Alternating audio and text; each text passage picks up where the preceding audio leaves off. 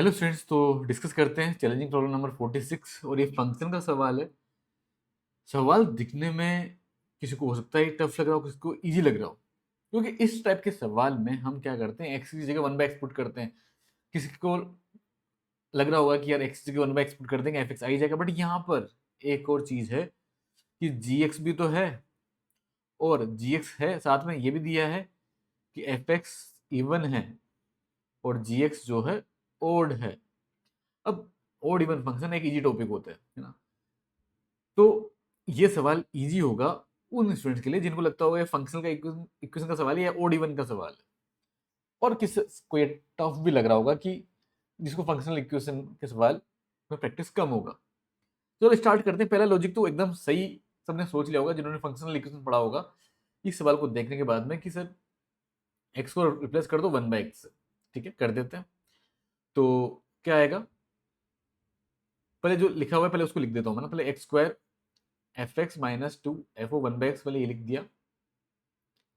तो जो given equation है वो लिखा मैंने। अब x की जगह वन बाई एक्स डालो, तो one by X square F of one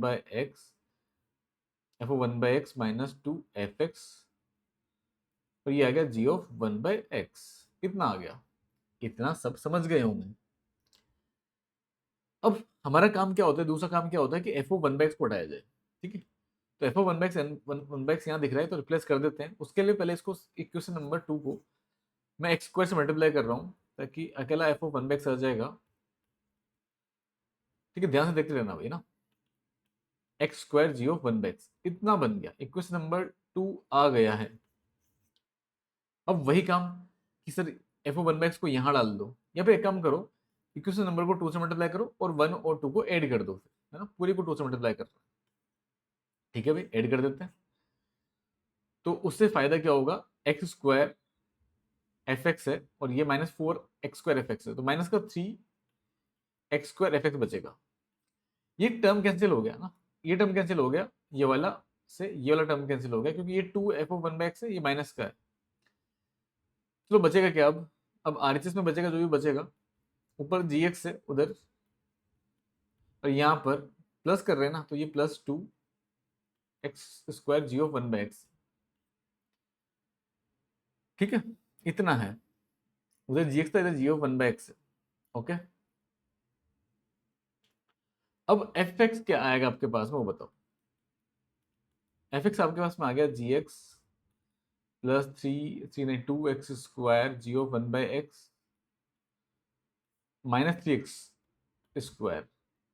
चलो भाई यहाँ तक तो आ गया। अब ये अभी ओड इवन का हमने कुछ यूज नहीं किया। अब आप सोच रहे होंगे ओड इवन का क्या यूज करना है, यहाँ से तो आपको एफ एक्स मिल नहीं रहा, g x g of one by x के टर्म्स में आ रहा है। तो ओड इवन के यूज करने के लिए हम एक काम में करते हैं, एक्स की जगह डाल देते हैं माइनस एक्स, क्योंकि एफ एक्स इवन है, जी एक्स ओड है। ठीक है, इसमें डाल देते हैं तो एफ ओ माइनस एक्स हो जाएगा। जी ऑफ माइनस एक्स लिखेंगे यहाँ पर क्योंकि, लेकिन जी एक्स ओड है तो माइनस बाहर आ जाएगा इस वाले से। और अच्छा, इससे भी माइनस बाहर आएगा जी ऑफ वन बाई एक्स से भी, है ना। आएगा ना भाई, एक्स स्क्वायर तो फर्क नहीं पड़ता, माइनस का माइनस एक्स रखो फर्क नहीं पड़ेगा वहां पर, तो एक माइनस बाहर आ जाएगा। तो माइनस एक माइनस बाहर आएगा यहाँ से भी और यहाँ से भी, तो उसको कॉमन लेकर के मैं बाहर लिख दे रहा हूँ, इतना आ जाएगा। और ये माइनस का 3 एक्स स्क्वायर। अब देखो ध्यान से, ये माइनस और ये माइनस कट गया, इतना आ गया, है ना। इतना आया, कितना आया, F of minus X equal to, अच्छा ये जो क्वांटिटी है ये इतना, इसको आप एफ ऑफ एक्स के आगे माइनस लगा के बोलोगे ना, माइनस एफ एक्स बोलोगे इसको। तो ये तो एफ ऑफ माइनस एक्स क्या आ गया, माइनस एफ एक्स आ गया, है ना। F of minus F x आ गया, और ये तो ओड फंक्शन का प्रॉपर्टी है। यहाँ से तो एफ एक्स ओड आया, जबकि गिवन क्या था सवाल में, एफ एक्स क्या गिवन है, इवन गिवन है ना। फर्स्ट लाइन देखो आप, एफ एक्स इवन है तो एफ एक्स ओड आ गया। ऐसा कौन सा फंक्शन है जो ओड इवन दोनों होता है, वो F X equal to zero.